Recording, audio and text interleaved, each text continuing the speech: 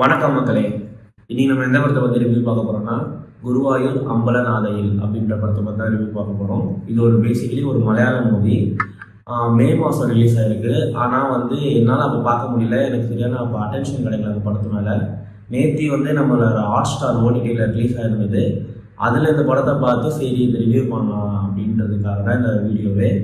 So இந்த படத்தில் first யார் யாரெல்லாம் நடிச்சிருக்காங்க பார்த்தீங்கன்னா, நம்மளோட பிருத்விராஜ், அப்புறம் பசில் ஜோசப் அப்படின்ட்டு இந்த ஜெயஜெய படம் நடித்தவர் அவர் இருக்கார். அப்புறம் நிக்கிலா விமல் இருக்காங்க. நம்மளோட போன வருஷம் கூட போர் தொழில் படத்தில் இருப்பாங்க, அவங்க இருக்காங்க. அப்புறம் ரேகா மேம் இருக்காங்க. ஜெகதீஷ்ன்ற ஒரு மலையாள ஆக்டர் இருக்கார். யோகி பாபு பண்ணியிருக்காரு. அப்புறம் நம்ம சென்னை 28 அரவிந்தன் ஒருத்தர் வருவார். நம்ம சென்னை 28 கேங்கில் அவர் ஒன் ஆஃப் த ஹீரோ. அவரும் இந்த படத்தில் ஒரு சின்ன கெஸ்ட் ரோல் பண்ணியிருக்காங்க. இது தவிர மற்ற ஏகப்பட்ட மலையாள ஆக்டர்ஸ் உள்ளே இருக்காங்க. விபின் தாஸ் அப்படின்றவர் இந்த படத்தை டைரக்ட் பண்ணியிருக்காரு. அவர் ஆல்ரெடி ஜெய எடுத்திருக்காரு. ஸோ இது அவரோட அடுத்த படம். இந்த படத்தோட கோர் கதை என்னன்னா, ஒரு பையன் ஒரு பொண்ணை லவ் பண்ணி அந்த லவ் ஒர்க் அவுட் ஆகாமல் அதோட பிரேக்கப் தாக்கிறதுனால இந்த ஊரை விட்டே வெளியில் போய் வேலை பார்க்கலாம், துபாயில் போய் வேலை பார்க்குறாரு. அங்கே ஒரு கொலீக் மூலயமா அதே ஊருக்குள்ள ஒரு பொண்ணு அதான் கல்யாணம் அரேஞ்ச் ஆகுது. அந்த பொண்ணோட அண்ணன் இந்த பையன் மேலே ரொம்ப அஃபெக்ஷனேட்டாக இருக்காரு. அவங்க 2 பேருக்குள்ள இருக்கிற பாசம் எந்த அளவுனா ரொம்ப அதிகமான ஒரு பாசத்தோடு இருப்பாங்க 2 பேரும். கடைசியில் பார்த்தோன்னா இந்த பையன் லவ் பண்ண பொண்ணை அந்த மச்சான் கல்யாணம் பண்ணியிருப்பார். ஸோ அது அந்த மச்சானுக்கு தெரியும் போதே என்ன நடக்குது, கடைசியில் இந்த கல்யாணம் நடக்குதா, அது எப்படி நடக்குது, யாரால் நடக்குது, என்னென்ன கலாட்டாலாம் இருக்குது அப்படின்றது இந்த படத்தோட கதை, கோர் கதை. இப்போ இந்த படத்தில் ஃபஸ்ட்டு பேசுறது பசில் பற்றி தான். பசில் அவர்கள் ரொம்ப காமெடி கலந்த கேரக்டர்லாம் ரொம்ப அழகாக பண்ணுறாரு. லைக் எப்படி சொல்கிறேன்னா, ஜெய கூட பார்த்துருப்பீங்க நிறைய பேர். அது த்ரூ த மூவி அவர் தான் டேக் ஆஃப் பண்ணியிருப்பார். ரொம்ப சூப்பராக பண்ணியிருப்பார். அது சற்றும் குறையாமல் இந்த கேரக்டரையும் பண்ணியிருக்காரு.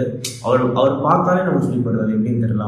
அவர் கொடுக்குற சின்ன சின்ன ரியாக்ஷன்ஸ் ஆகட்டும், அவர் அடுத்து இது வரப்போதே அப்படின்னு அவர் நினைக்கிற அந்த விஷயத்த அவர் ஃபேஸில் காட்டுறதெல்லாம் ரொம்பவே அழகாக நீட்டாக ரொம்ப நகைச்சுவை தன்மையோடு இருக்குது. ரெண்டாவது சொன்னால் பிருத்விராஜ். இந்த வருஷம் தான் அவரோட கோட் லைஃப் படம் ரிலீஸ் ஆயிருந்தது. நான் படம் பார்க்கலனாலும் அதோட ட்ரெய்லர் கட் பார்த்தோம்.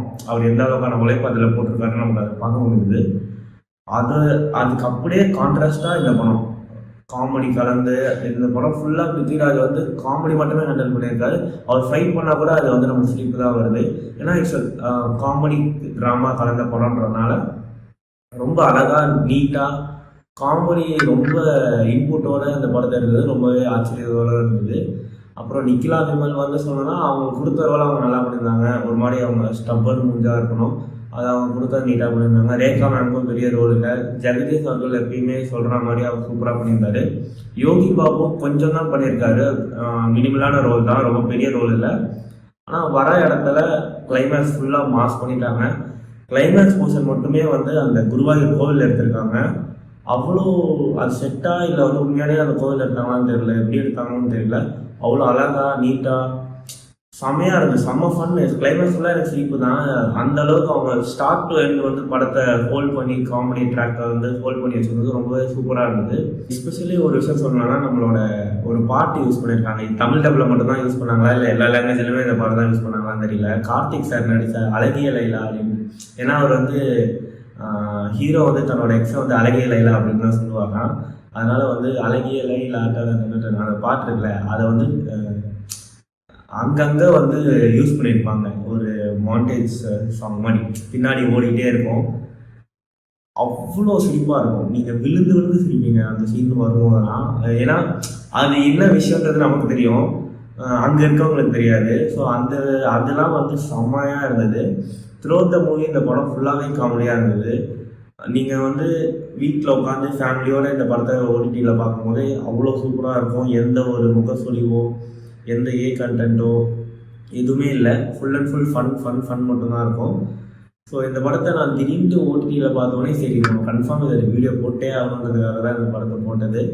பிருத்விராஜை பற்றி சொல்லணும்னா, அவர் வேறு ஏதோ பண்ணிகிட்ருக்காரு. ஒரு மாதிரி மலையாள இண்டஸ்ட்ரியே டுவர்ட்ஸ் இந்தியன் லெவலில் ரீச் பண்ணுறதுக்கு செம்மையாக ட்ரை பண்ணிகிட்ருக்காரு. கோட் லைஃப் அதுக்கு ஒரு உதாரணம். அதுக்கு நடுவில் ஜாலியாக இந்த மாதிரி ஒரு படமும் பண்ணலாம் அப்படின்னு பண்ணியிருக்காரு.